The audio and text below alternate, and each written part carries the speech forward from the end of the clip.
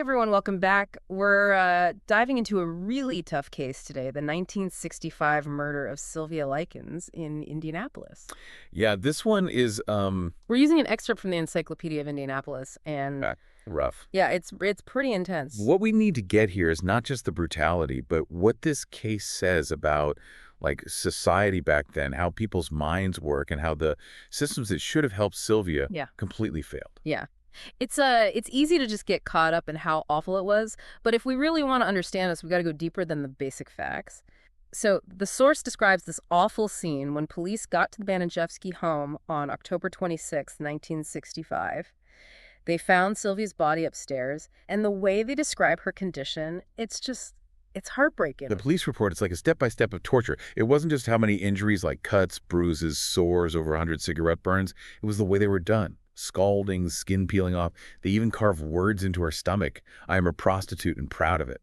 This wasn't just hurting her. They wanted to make her feel like nothing, you know? Yeah. It's like they tried to just wipe away who she was, make her think this is what she deserved. And what gets me is this wasn't just one crazy adult. Right. The source talks about how Gertrude Baniszewski, the woman taking care of Sylvia, she got her own kids involved. Paula, Stephanie, and John Jr. Then there were the neighbor kids, too. Anna Sisko, Michael Monroe, Randy Lepper, Judy Duke, Coy Hubbard, and Richard Hobbs. Some of these kids were only 11, and they were part of this. Whoa, hold on. How could so many people, adults and kids, do something so horrible? Was it like some mob mentality thing? It's a tough question, and honestly, the source doesn't give us all the answers. But it does say that Gertrude started by saying Sylvia was, like, promiscuous and a bad influence on others, but those are all lies. She used those lies to make the punishments worse and worse. She was manipulating everyone around her. So she made up a story to shift blame, make it seem like Sylvia brought this on herself. But to get how it got this bad, we have to rewind. How did Sylvia even end up in that house? So the Encyclopedia of Indianapolis tells us that Sylvia and her little sister Jenny, their family worked at traveling carnivals. Their parents, Lester and Betty Likens, needed someone to watch the girls while they were working. Gertrude Baniszewski was divorced, 7 kids, and she said she'd take them in for a little money. Seems simple, but it turned into a nightmare fast. So someone just needed help with childcare, and it turned into this. And you said the abuse got worse over time? Right, it didn't start with the branding and all that. Yeah. The source says it was gradual. First, it was just mean words, taunts, accusations. They wouldn't give her food or water, beat her, and made her do humiliating stuff. It's scary to think how it went from words to hitting, from being alone to being tortured, like slowly sinking into the dark. Did anyone try to stop it? Did anyone even suspect what was going on? This is where it gets even worse. The source says neighbors heard screaming coming from the Baniszewski house. Some even saw the abuse, but they didn't call the police. It makes you wonder, like, what were they thinking? Were they scared? Didn't care? Maybe back then people just didn't get involved in other families' business. That's a question that hangs over this whole case. It makes you think about what community means, everyone's responsibility, and how easy it is for people to ignore suffering, even when they see it. And sadly, Sylvia paid the ultimate price for that silence. This is already so much, and we're barely scratching the surface, but I think it's so important to keep going to try and understand how complicated this was and what went wrong that led to Sylvia's death. It's the least we can do to learn from something so terrible. Yeah, right. Understanding what happened after the trials and how it affected society is really important. So after they found Sylvia's body, the police arrested Gertrude Baniszewski, her kids, and some of the neighbor kids. The case, it blew up, everyone was talking about it, and it made people really look at child abuse. It's hard to imagine the media frenzy around this case, right? And this was back in '65. Child protection laws and awareness were nothing like they are now. Totally. This case forced people to see this awful truth, that kids could be abused like this, even in regular homes. And what came out during the trials, it was just shocking. Gertrude Baniszewski, she tried to say she wasn't guilty because she was insane. But the jury didn't believe her, right? Nope. They found her guilty of first-degree murder, life in prison. But like you said before, it doesn't end there. The source says that in 1970, her conviction was overturned on appeal, and they ordered a new trial. Wait, seriously, why? That's crazy with all the evidence against her. It shows how the legal system works, all the details. The source doesn't say exactly why, but it's likely they found some mistake or technicality from the first trial. It reminds us that even when a case seems open and shut, there can be legal stuff that happens. And that stuff, it can really hurt the victim's family. To have to go through it all again, relive losing Sylvia, and then she might even go free, that must have been so painful for them. Absolutely. It shows how strong they were to go through that whole trial again. And luckily, in '71, the second jury said the same thing. Guilty of first-degree murder. Life in prison again for Gertrude Baniszewski. But, and this is really messed up, she didn't stay locked up forever. You're kidding? She got out. How's that even possible after what she did? I know, right? People were furious. Over 40,000 signed a petition to keep her in. But they gave her parole in '85.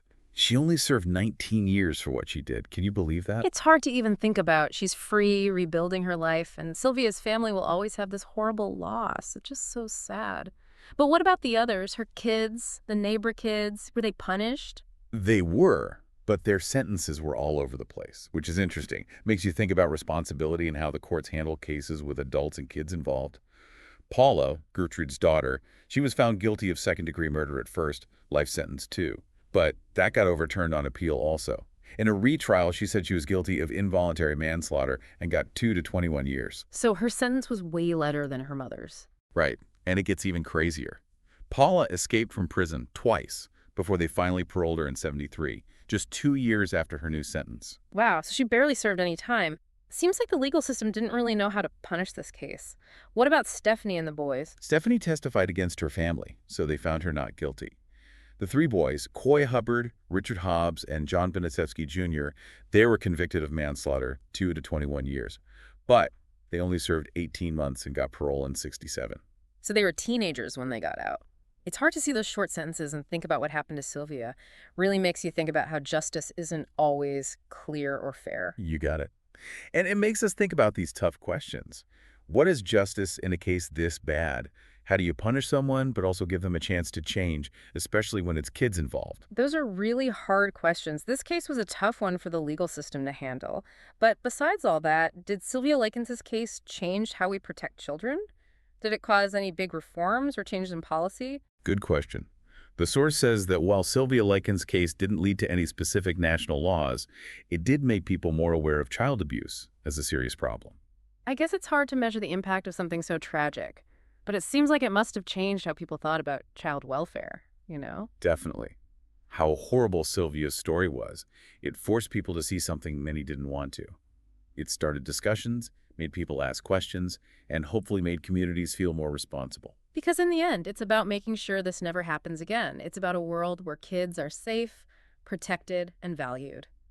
Speaking of trying to understand this case, the source mentions some movies that have been made about Sylvia Likens' murder. Yeah, it talks about 2 movies specifically, An American Crime and The Girl Next Door. Both came out in 2007. They look at this story from different angles, but they both deal with the reality of Sylvia's abuse and death. Makes you wonder, what is it about true crime, especially something this awful, that makes people want to learn about it? Is it just morbid curiosity wanting to understand the bad stuff in the world, or something else? That's a great question. I think part of it is that these stories, they make us face our own fears and weaknesses. They make us think, could this happen in my town to someone I know? And hopefully that makes people pay more attention, be more willing to speak up when something's wrong. Because staying silent, like in this case, can have horrible consequences. Exactly. And that's what makes this case so powerful, so disturbing. Host speaker. Yeah, it really stays with you. This whole case, it just hits you hard. But I think we have to try and find some meaning, something good to learn from all this awfulness. So after going this deep into this awful story, what are the biggest lessons we can learn from Sylvia Likens' case? This tragedy, it has so many layers, but I think the most important thing is that we have to be aware of what's going on in our communities. We can't just stand by and do nothing. If someone even thinks a child's being hurt, they have to say something. It's easy to say, someone should have done something. But this case makes you ask yourself, what would I have done if I was one of those neighbors, hearing those screams, seeing the abuse happening? Right. It's not a fun question to think about, but it's so important. We have to be honest about why people don't help, those societal pressures, fear, just not caring, and we have to fight against those things. The Encyclopedia of Indianapolis mentions that Sylvia's death did lead to some good changes, didn't it? Yeah, it did. It made people talk more about child abuse, and it helped create those child protection groups and hotlines. People started to recognize the signs of abuse and understand that they had to report it. So in a way, Sylvia's awful death helped make things safer for other kids in the future. That's a good way to see it. What she went through, as horrible as it was, it showed everyone this problem that people didn't want to talk about. It reminds us that even with all the bad stuff, there's always hope for things to get better, for progress. But that progress, it takes work. It takes people paying attention. We can't let Sylvia's story be forgotten. We got to keep talking about it, keep learning from it. Totally agree. Remembering this case, even though it hurts, should make all of us want to be more aware, more caring, and braver about speaking up for kids. This deep dive, it's been really tough, but also so important. We can't avoid these hard conversations. We owe it to Sylvia and every kid who's been abused to remember their stories and try to make a world where this never happens again. I like that. And to all of you listening, think about this.